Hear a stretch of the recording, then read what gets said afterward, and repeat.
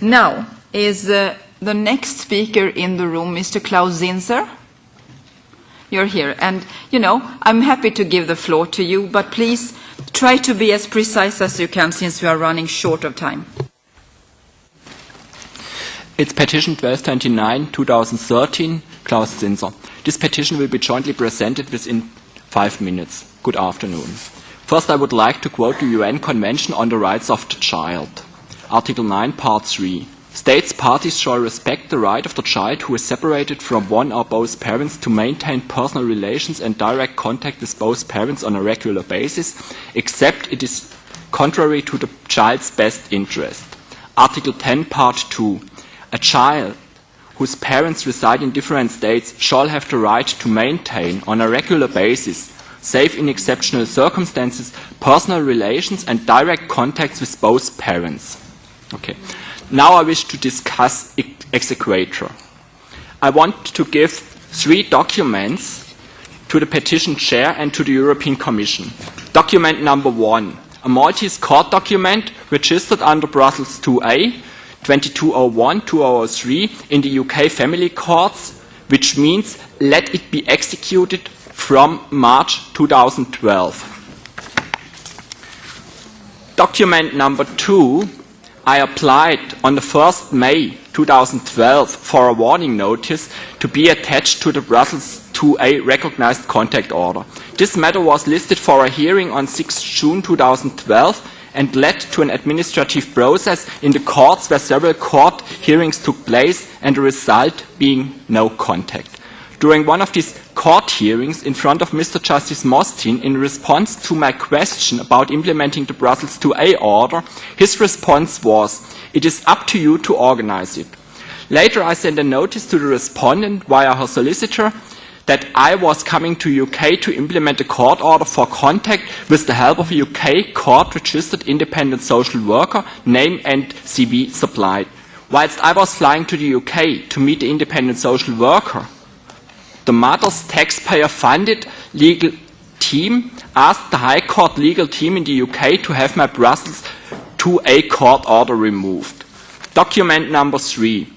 On 24 April 2013, I received a UK High Court ex parte decision saying the father shall make no attempt to collect his child.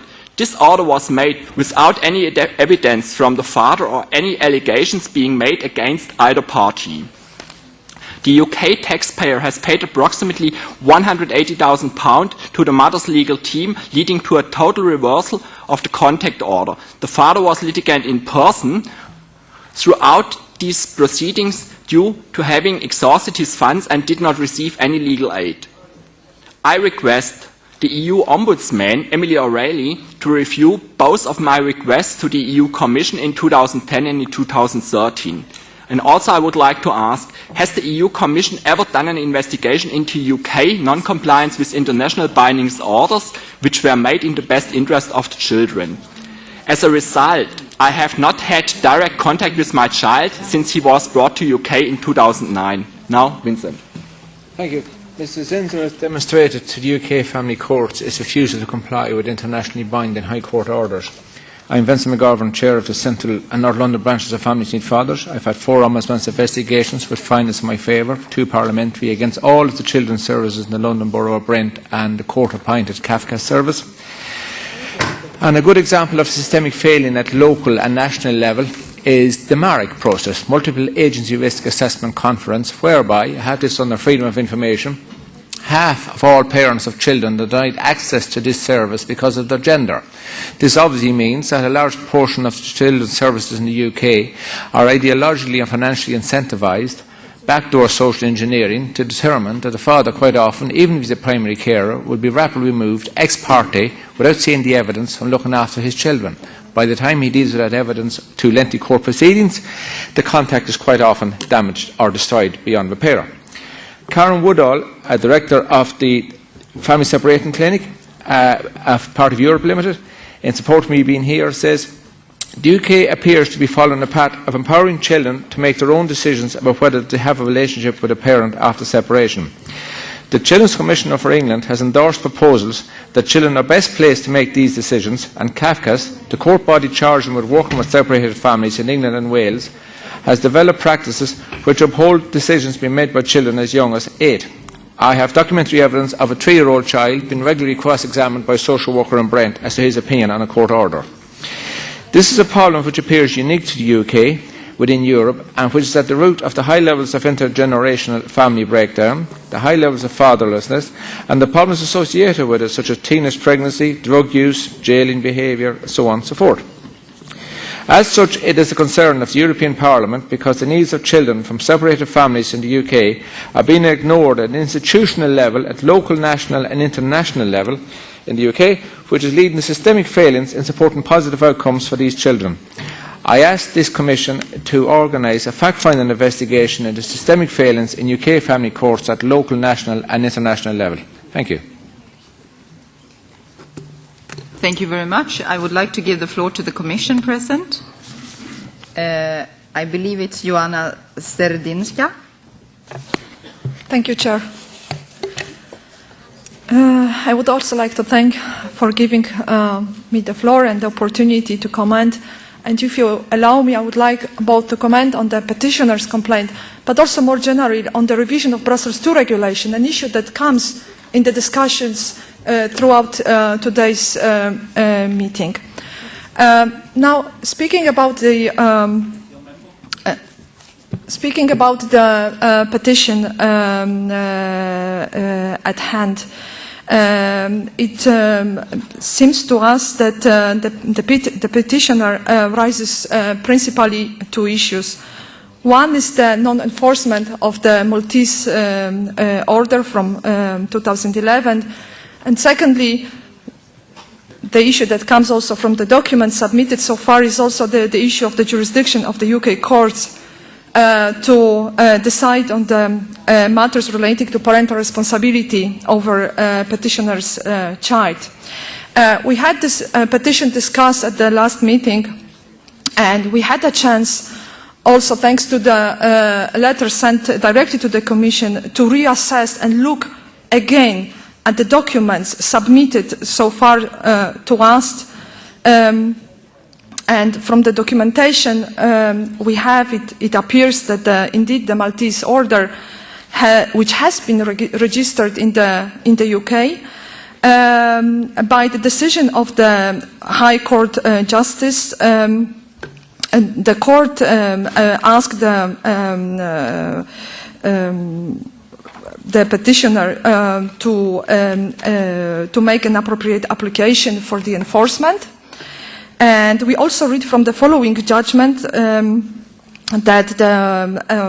in the following judgment, on the request of the CAFCAS, which is the social authority in the UK, the enforcement was suspended, and the court also stated that the father had not issued any application with regard to how he would like to enforce the order.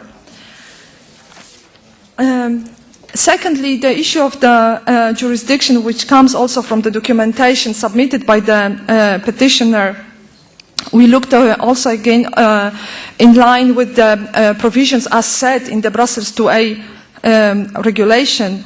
The petitioner explained that he didn't want, and we can understand this, to put his child on the in an additional stressful situation, and did not apply for the return of his it did not apply for his return.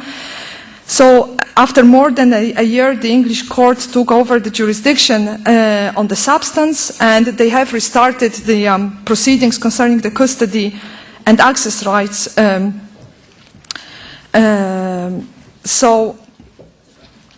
Having regard to what I have just said, we could not identify so far the infringement of the EU law. And in our opinion, in the situation where the English courts have now the responsibility for deciding on the substance of the matters, on access rights, we insisting now on the enforcement of the Maltese order, whereas I explained now the decision is in the hands of the English court, probably does not help the petitioner in establishing immediately the relationship between him and his son. And we also believe that the close collaboration with the court, with the local social authorities, might bring some positive effects. And of course, and this is the advice we are giving also to the petitioner, he has all the rights to use all national remedies in case he's not satisfied with the decision issued so far. I would also like to mention that, as some of you might remember from the last meeting, we were informing already in March that the Commission will undertake a review of the operation of the Brussels IIa regulation, which is the main instrument in the area of family law. Let me just briefly inform you where are we standing with this review. As a first step in the review process, we have adopted an application report. This was in April this year. This report covers all the matters in the scope of the regulation, matrimonial matters, but also, of course, parental responsibility matters, including the procedure for the return of the child. As regarding enforcement, which is also relevant to the petitioner's complaint, the Commission highlighted in this report that in practice hurdles remain in connection with the actual enforcement of the orders. And we also pointed out to the fact that while as enforcement as such is subject to the law of the member state of enforcement, the means of enforcement, they differ from one member state to another.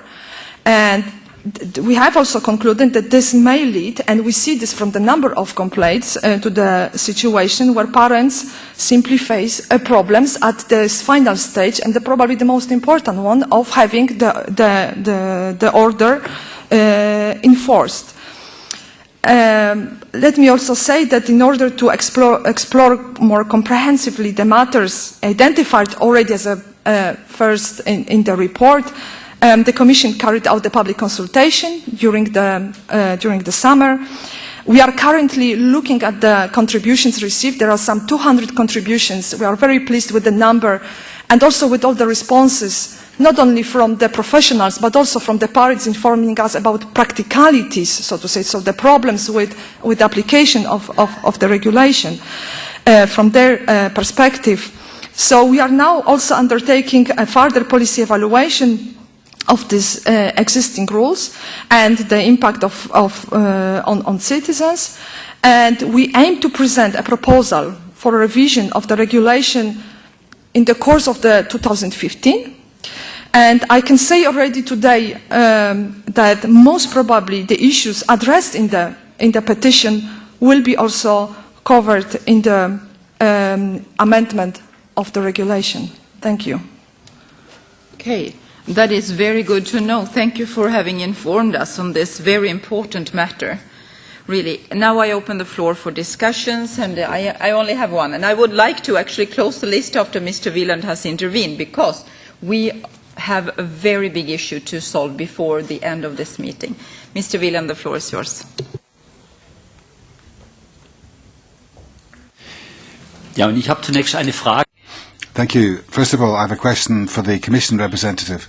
Last time round, I asked the question about indirect contacts in this dossier with the member state concerned, whether it had been possible to sound them out on certain issues. Has the Commission done that? And has the Commission taken a position on these issues? Thank you. I think that can be answered quite quickly. I give the floor back to the Commission. Thank you. In the framework of the preparation of the application report as well as the evaluation study, we have collected 28 reports from each and every member state. this now all will be the information from all this will, so to say, flow into the preparation of the overall study. So also the information in particular, not only on the UK, but also on enforcement issues will be covered in the impact assessment study. Thank you. Excellent. So what we do is exactly... I have not finished. It was a question from the beginning. Before I begin. Also, wenn ich das feststellen darf, die Antwort... Well, thank you. Well, I take that as that's a no. In other words, you have not done that. Contact with the member state in this particular case. You'll remember that when it was the Jugendamt, there was someone from the ministry from Germany who took a position, who commented on every case. And it does seem it's not really sufficient to simply express sympathy to the petitioner. In this, for me, that's really not good enough. Now, the petitioner has given us the documentation, and it's perfectly clear on the basis of that evidence and from the presentation today that it's unsatisfactory, that there was no pushing the exequatur with regard to the UK.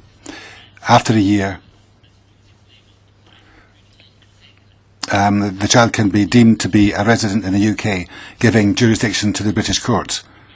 And the court itself, the British court itself, contributed to that year elapsing and nothing being undertaken in the course of that. And then thirdly, the petitioner at the last meeting demonstrated that in thousands of cases, only 53 cases were enforced in the cases where orders were enforced in the UK. Now, I'm afraid that Brussels 2, A and B, they can simply be binned if something is adopted where the member states have signed up to the provisions, and then the member state allows rules in the national courts to undermine and circumvent the terms of Brussels 2, then it's not worth the paper, and that we must guard against adding any legislation of that kind if it's not going to be enforced. Now, where there is Brussels 2 is applicable EU law, and I'm looking to the Commission and asking them to make sure that they ensure that it's honoured and observed and applied. Now, I have heard reports that not all of the opinions in the platform were actually acknowledged and received. And I think that this has to do with administrative provisions. When someone complains about administration, then it's not something which Mrs. O'Reilly, the Ombudsman, can turn down simply or can dismiss because there is something is pending. Now, I think it's quite right for the Ombudsman to look into this, but I would be very grateful if you could pass this on to Mrs. O'Reilly. Now, finally, in conclusion, when you consider that the mother of the child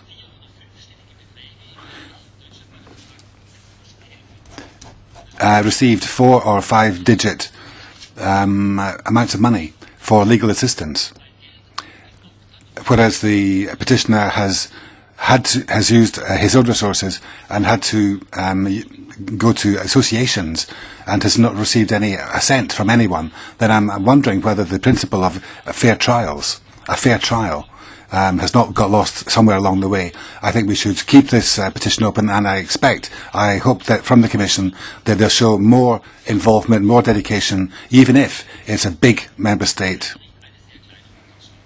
and even if the petitioner comes from a smaller country. Thank you very much. Mr. Wieland is pointing out very important substance matters that we should take into consideration while dealing with this.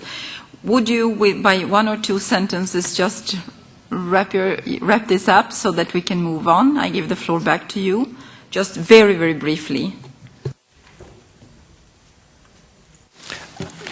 At the end, what we can say is the Commission should look very detailed on the foundation of this international consultation have serious questions, and if you look on freedom of information requests, you will get to know why.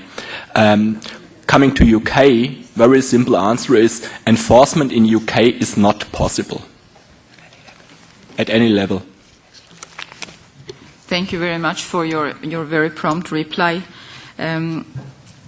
What we can do is to actually, together with the other issues that we have handled today, put it in a wider scope, wider framework, and work on this together with the Secretariat and the competent committees and in dialogue with the Commission. I do believe that now when Brussels II is under revision, we can actually enhance our cooperation between the two European institutions on this to make sure that at the end what we will do. I will also try to see Mrs.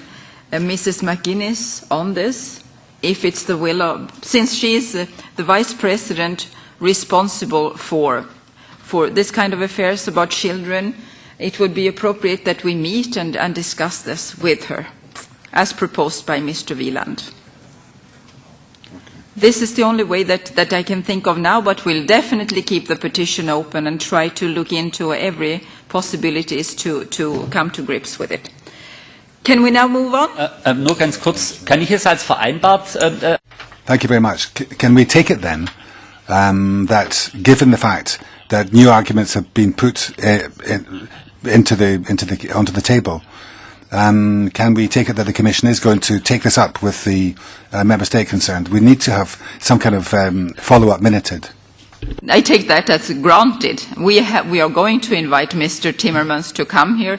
These are really important questions for European citizens, European children, parents, families, and we need to take it very seriously and try to find out whether there might be even loopholes in European legislation. And if so, we need to address that. So Mr. Timmermans is responsible for better regulation, better legislation, and he needs to look into this. Yes, Mrs. Chairman, but my point is that the previous petitions I pointed out that we can hardly come to European law and to real to admissibility. The only way is the general human rights. But this, we have concrete European law, and I want to have an answer from the Commission by the responsible unit, not only in general by Mr. Timmermans. I want the Commission now to write to the United Kingdom and ask questions we have concretely and give a report after getting the answer. This is a very, very concrete way forward, and we'll definitely do that. We'll work together with the Commission on it and see whatever can be done must be done. I take that is so certain that we should not even have to address it. Of course the Commission have to come back. And as they have also stated, there has been an interruption with the new Commission, but now when they are put in place, they need to deliver. Full stop.